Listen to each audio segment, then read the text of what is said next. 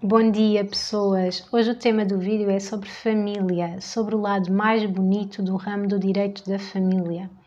As relações jurídicas familiares são constituídas através do casamento, do parentesco, da afinidade, da adoção, do apadrinhamento e da união de facto. Sobre o casamento, a ordem jurídica portuguesa reconhece duas modalidades de casamento. Elas são o casamento civil e o casamento católico. No entanto, através da Lei da Liberdade Religiosa, a nossa ordem jurídica passou a admitir outras formas de casamento religioso, não católico, correspondentes a igrejas ou convicções religiosas radicadas em Portugal.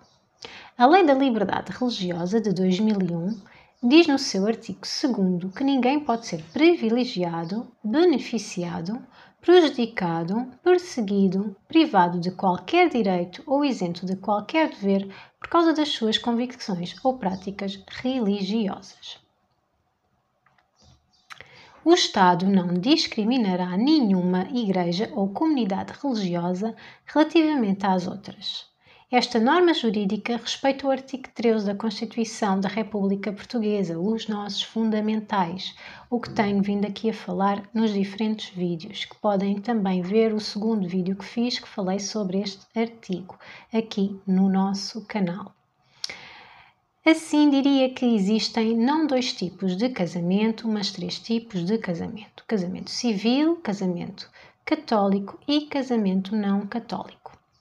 O casamento civil respeita a forma e as normas consagradas no direito civil português e no direito do registro civil português. O casamento católico respeita a forma e as normas consagradas no direito civil português e no Código do Direito Canónico. O casamento não católico respeita a forma de cada igreja e de cada comunidade religiosa radicadas em Portugal. No entanto, todo o seu regime é regulado pelo direito civil português. A título de curiosidade. Quanto à idade nupcial dos nubentes de 2 pessoas que tencionam contrair casamento. No direito civil português é 16 anos para mulheres e homens, enquanto que no direito canónico é de 14 anos para as mulheres e 16 para os homens.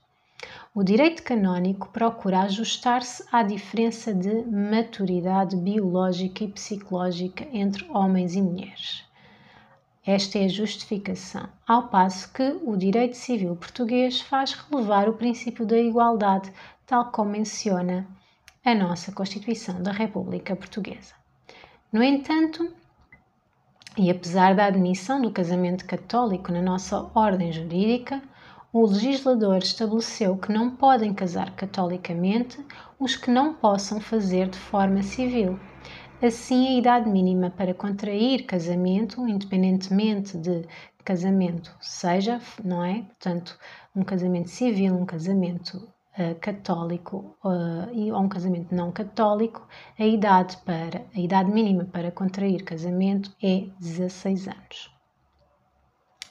O legislador ainda previu, no caso de desobediência à norma civil da idade dos nubentes, que o casamento não possa ser transcrito para os respectivos assentos, ficando assim privado de efeitos civis. Outra curiosidade quanto à união entre os nubentes. No direito civil português, há liberdade de escolha quanto à diversidade entre géneros. Assim queiram ambas as pessoas constituir família mediante uma plena comunhão de vida, cama, mesa e habitação. Graças à evolução dos tempos e das mentalidades, foi possível num passado muito recente, em 2010, através da Lei 9 de 31 de maio desse ano, proceder à alteração do artigo 1577 do Código Civil Português e assim permitir a todas as pessoas, sem olhar a géneros, a sua união de facto pelo casamento. Já no direito canónico, o consentimento matrimonial é o ato da vontade pelo qual o homem e a mulher, por pacto irrevogável, se entregam e recebem mutuamente a fim de constituírem o matrimónio. A lei civil reconhece valor e eficácia ao casamento católico que está em consonância com a concordata celebrada pela República Portuguesa e a Santa Sé. O Estado português reconhece efeitos civis aos casamentos celebrados de acordo com as leis canónicas, mas para isso terá que ser transcrito o casamento católico para os assentos dos nubentes e essa transcrição é da competência do Registro Civil português.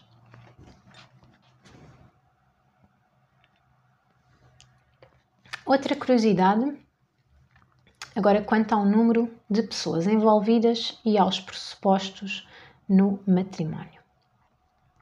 O casamento exprime uma relação monogâmica de entendimento comum, com a aceitação e a ligação entre duas pessoas unidas de facto pelo afeto e o vínculo aos deveres e direitos de forma igualitária. Todas as decisões que envolvam o núcleo familiar são tomadas em conjunto, tendo sempre em conta os limites e as necessidades físicas e psicológicas de cada um dos elementos da família, respeitando a integridade de cada um. As duas pessoas unidas pelo amor devem mutuamente respeito, fidelidade, coabitação, cooperação e assistência. O dever de respeito implica não apoucar, que é o mesmo que dizer não fazer pouco do outro, não humilhar, não desprezar, não ter em consideração, quer na relação entre ambos, dentro e fora de casa, portanto sozinhos ou junto a terceiros. Tal como a falta de comunicação ou a sua rejeição com motivos negativos. Para que exista uma dinâmica familiar saudável, a escuta ativa e o diálogo constante é fundamental. De igual maneira, a pessoa da relação que se embriaga ou droga está a desrespeitar o outro elemento, não contribui assim para uma dinâmica saudável nem para o bem-estar da família. O dever de respeito e de fidelidade estão interligados entre si, enquadrando-se dentro deles o dever de lealdade e de boa-fé. É assim certo que ofende estes pressupostos o elemento do casal que mantiver relações sexuais com terceiros ou relação paralela com um terceiro elemento com intuitos românticos ou de sedução. A responsabilidade de cooperação tem inerente o amparo e o auxílio mútuo e a de ambos assumirem em conjunto as responsabilidades inerentes à vida familiar, para garantir o permanente cuidado pelo bem-estar do outro.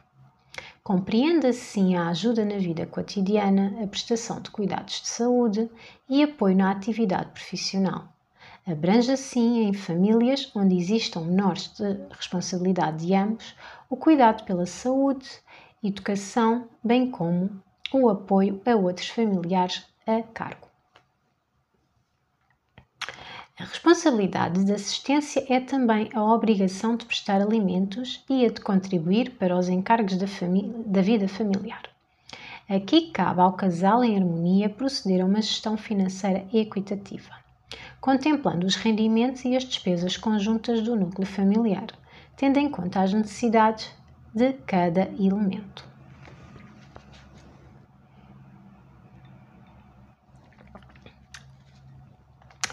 Passar agora para o parentesco. Parentesco é o vínculo que une uma filha, um filho, ou uma mãe ou um pai, e também o vínculo entre irmãos, tenham ou não em comum o mesmo progenitor, pai ou mãe. Compreende-se como parentesco as características biológicas e também a proximidade entre elas em termos sociológicos na vida social. Ambas as características não são dissociadas, tendo em conta a importância dos laços que devem ser criados desde o início e mantidos entre pais e filhos e entre irmãos. Só assim é possível criar relações fortes que permitam um saudável desenvolvimento de todas as partes envolvidas. O parentesco é determinável pelas diferentes gerações que se ligam entre si. Ao longo dos tempos têm sido atribuídos nomes às diferentes gerações. A título de exemplo, geração X, após a geração Baby Boomers, a geração Millennials, a geração Zoomers, a mais recente. Cada geração forma um grau e esses graus têm sido atribuídos classificações. A título de exemplo, primeiro grau, segundo grau, terceiro grau e por aí fora. A distância ou a aproximação entre os graus reflete a menor ou maior proximidade entre os familiares. Exemplos: bisavós e bisnetos. Os bisavós correspondem a uma geração mais antiga e a um grau mais alto em comparação à geração e ao grau dos bisnetos. E assim por diante. Avós a netos, pais a filhos. A menor ou maior proximidade verifica-se pelas características biológicas familiares e também, diria com uma relevância maior, através da união e da permanência dos laços familiares no tempo. À ligação entre os parentes das diferentes gerações ou graus dá-se o nome de linha de parentesco. A linha é reta ou colateral. Diz-se linha reta quando um dos parentes descende do outro. Exemplo: os nossos pais descendem dos nossos avós, nós descendemos dos nossos pais. Considera-se linha colateral quando nenhum dos parentes descende do outro, mas ambos procedem de um progenitor comum. Os irmãos, no primeiro grau. Outro exemplo: os avós têm 2 filhos. Um desses filhos é a nossa mãe, temos aqui a linha reta. Outro dos filhos é o nosso tio, aqui temos a linha colateral no segundo grau. Quanto ao limite do parentesco entre os graus, o Código Civil Português não impõe limite na linha reta, coloca sim limite até ao 6º grau na linha colateral. Irmãos descendentes de 2 progenitores comuns dá-se o nome de irmãos germanos. Irmãos descendentes de um pai comum dá-se o nome de irmãos consanguíneos. Irmãos descendentes de uma mãe comum dá-se o nome de irmãos uterinos. Agora passemos à afinidade.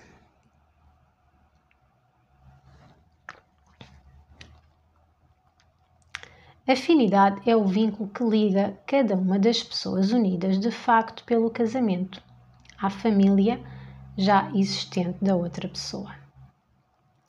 A afinidade determina-se pelos mesmos graus e linhas que definem o parentesco e mantém-se mesmo após a morte da pessoa unida de facto pelo casamento. Passemos agora à adoção. Falar de adoção é o mesmo que falar de filiação. A diferença entre os conceitos é apenas biológico e burocrático. O procedimento relativo à prestação do consentimento prévio para a adoção, assim como a tramitação judicial do processo de adoção, tem caráter urgente. O vínculo burocrático é constituído por sentença judicial. O processo de adoção é regulado pela Lei nº 143, de 8 de setembro de 2015. O processo de adoção é constituído por diferentes fases. Fase preparatória, que integra as atividades desenvolvidas pelos organismos de segurança social ou pelas instituições particulares autorizadas, no que respeita ao estudo de caracterização da criança com decisão de adotabilidade e à preparação, avaliação e seleção de candidatos adotantes. Fase de ajustamento entre crianças e candidatos, que integra as atividades desenvolvidas pelos organismos de segurança social ou pelas instituições particulares autorizadas para a aferição da correspondência entre as necessidades da criança e as capacidades dos candidatos, organização do período de transição e acompanhamento e avaliação do período de pré-adoção. Fase final, que integra a tramitação judicial do processo de adoção com vista à prolação de sentença que decida da constituição do vínculo. No entanto, após o trânsito em julgado da sentença constitutiva do vínculo de adoção, o acompanhamento efetuado pelos organismos da segurança social ou às instituições particulares autorizadas permanente dá-se o nome de acompanhamento pós-adoção. Portanto, após a fase final, existe ainda este acompanhamento. Este acompanhamento carece de solicitação pelos destinatários, pela família que adota o menor, Portanto, traduz-se numa intervenção técnica especializada junto do adotado e da respectiva família, proporcionando aconselhamento e apoio na superação de dificuldades decorrentes da filiação e parentalidade adotivas. O acompanhamento pode ainda determinar o desenvolvimento de outros técnicos ou entidades. O envolvimento, portanto, pode envolver outros técnicos ou entidades com competência em matéria de infância e juventude, sempre que tal se revele necessário à prossecução das finalidades visadas.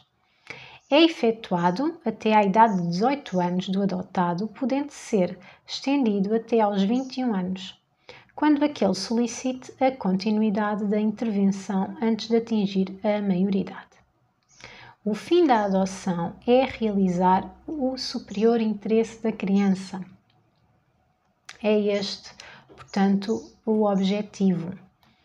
O superior interesse da criança e do jovem deve ser entendido como o direito do menor ao desenvolvimento são e normal no plano físico, intelectual, moral, espiritual e social, em condições de liberdade e dignidade. Têm que ser afastados os perigos em que estes se encontram, proporcionar-lhes as condições que permitam proteger e promover a sua segurança, saúde, formação, educação, bem-estar e desenvolvimento integral. Garantir a recuperação física e psicológica das crianças e jovens vítimas de qualquer forma de exploração ou abuso. O núcleo familiar deverá permitir uma nova vida reunida de amor e carinho tão necessários ao seu desenvolvimento. Transmitir proteção, ensinar regras de conduta necessárias para viver em sociedade, respeitar as suas necessidades e os seus limites, privilegiando a escuta ativa e a atenção aos pormenores. Todos os elementos da família devem estar em sintonia, sensibilizados e conscientes para colocar estas práticas na sua rotina do dia a dia. Quem é que pode adotar? Temos adoção conjunta e adoção singular. Adoção conjunta compreende duas pessoas que estejam casadas há mais de 4 anos e não estejam separadas judicialmente de pessoas e bens ou separadas de facto, e que tenham ambas mais de 25 anos. Ou duas pessoas que estejam em união de facto há mais de 4 anos e que também tenham ambas mais de 25 anos. Na adoção conjunta, há lugar à igualdade de oportunidades entre casais de género diferentes e géneros iguais. Uma grande evolução no ordenamento jurídico, proferida pela Lei nº 2, de 29 de fevereiro de 2016, que elimina as discriminações no acesso à adoção, apadrinhamento civil e demais relações jurídicas familiares. Na adoção singular, quem tiver mais de 30 anos, ou se o adotando for filho do cônjuge do adotante mais de 25 anos. Só pode adotar quem não tiver mais de 60 anos à data em que a criança lhe tenha sido confiada, sendo que a partir dos 50 anos a diferença de idades entre o adotante e o adotado não pode ser superior a 50 anos. No entanto, existem exceções. Elas estão previstas no Código Civil Português. Quem pode ser adotado? Podem ser adotadas as crianças que tenham sido confiadas ao adotante mediante confiança administrativa ou medida de promoção e proteção de confiança com vista à futura adoção, filhas do cônjuge do adotado. A criança ou jovem deve ter menos de 15 anos à data do requerimento da adoção, mas há exceções. Há situações em que jovens maiores de 15 anos são adotados. Pode ser adotado o jovem que, à data do requerimento de adoção, tenha menos de 18 anos e não se encontre emancipado, portanto, pelo casamento. Quando o jovem menor de 15 anos tenha sido confiado, mediante confiança administrativa ou medida de promoção e proteção de confiança com vista à futura adoção aos adotantes, na adoção conjunta, ou a um deles, na adoção singular, ou quando for filho do cônjuge do adotante. Agora sobre o apadrinhamento civil. O apadrinhamento civil é uma relação jurídica tendencialmente de caráter permanente entre uma criança ou jovem e uma pessoa singular ou uma família que exerça os poderes e deveres próprios dos pais e que com ele estabeleçam vínculos afetivos que permitam o bem-estar e desenvolvimento, constituída por homologação ou decisão judicial e sujeita a registro civil. Os padrinhos civis exercem os poderes e deveres próprios dos pais, mas os progenitores mantêm a qualidade de pais e faculdades de informação, contactos e visitas. Por fim, sobre a união de facto. A união de facto é a situação jurídica de duas pessoas que, independentemente do sexo, vivam em condições análogas às dos cônjuges há mais de 2 anos. A figura da união de facto está prevista em diferentes artigos do Código Civil Português e as medidas de proteção das uniões de facto estão previstas na Lei nº 7 de 11 de maio de 2001. Sobre todos estes temas haveria muito mais a dizer. Fica aqui apenas uma amostra e algumas curiosidades. Como perceberam, a qualidade do som neste vídeo e no anterior melhorou consideravelmente pela utilização do microfone. Quero agradecer aqui publicamente ao Kishan que ofereceu o micro ao canal Almas Livres. Obrigada pela oferta. Vou deixar na descrição do vídeo a legislação e os livros que tive em conta para a elaboração deste vídeo. Vou deixar também um link de uma música para ouvirem e dançarem em família. Uma música leve, alegre, que transmite boa energia e tem uma letra muito bonita que transmite inclusão. Portanto, é uma música da Sara Tavares, Balancé. Cantem e encantem. E por fim, e assim termino este vídeo. Portanto, deixo-vos um beijinho. Até ao próximo vídeo.